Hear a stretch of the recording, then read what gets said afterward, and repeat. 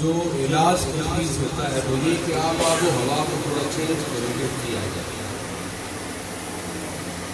آب و ہوا کے بدلنے سے جسم بیمار پڑ جاتا ہے. تو جس طرح ظاہری جسم کی صحت کے لیے، جسم توانائی کے لیے ایک مناسب اور سازگار ماحول آب و ہوا اسے میسر آنا ضروری ہے، اور اس کے ساتھ میں اس کے لیے ایک مناسب غذا کا میسر آنا ملنا بھی ضروری ہے. اگر وہ غذا ضروری طور پہ نہیں مل رہی جسم بیمار پڑ جائے. تو یہ دو چیزیں ہیں جو جسم کی بیماری کا علامت کا سبب ہے.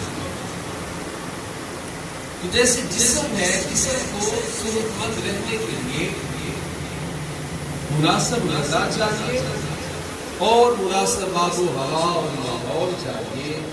بھی اس ظاہری جسم کے اندر ایک پوشیدہ، ایک روحانی جسم بھی موجود ہے جسے ہم روح سے تعبیر کرتے ہیں. اس کو بھی صحت مند رہنے کے لیے ایک مناسب غذا کی ضرورت ہے، اور مناسب غذا کے ساتھ ساتھ اسے ایک مناسب آب و ہوا اور مناسب ماحول کی ضرورت ہے. اگر وہ روح اپنی غذا نہیں پا رہی تو بیمار پڑ جائے گی، اور صرف غذا ہی کافی، غذا ملتی رہے لیکن اگر اسے اس کے موافق آب و ہوا اور موافق ماحول میسر نہ آئے تو اللہ اللہ اللہ اللہ تب بھی بیمار پڑ جائے. تو روح کی غذا کیا ہے؟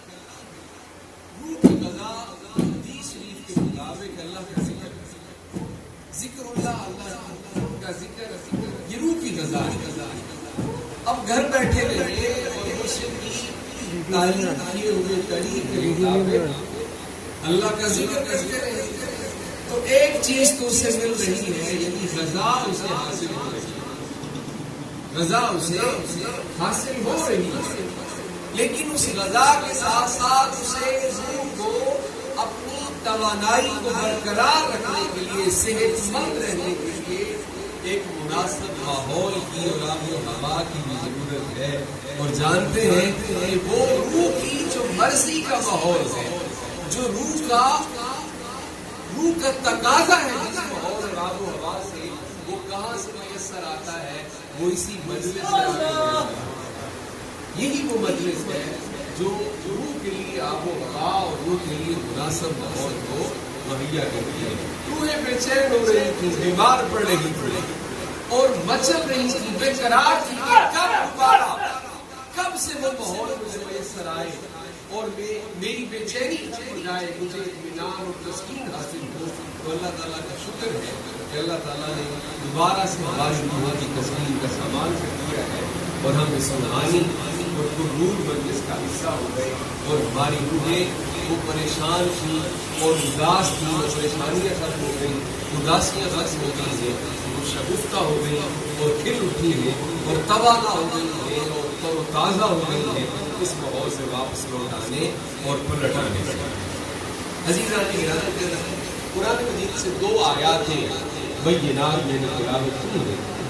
پہلی آیت مبارکہ میں اللہ تعالیٰ نے اپنے کچھ لوگوں کا تذکرہ فرمایا ہے اور ان کی خوبی اور وصف بیان فرمایا ہے. وہ کیا کہ تتجافی جنوبہم عن المضاجع. اللہ اللہ اللہ، کہ کچھ ایسے لوگ ہیں کہ جو اپنے بستروں کو، اپنے پہلوؤں کو اپنے بستروں سے جدا رکھتے ہیں، جو اپنے پہلو اپنے بستر سے جدا رکھتے ہیں.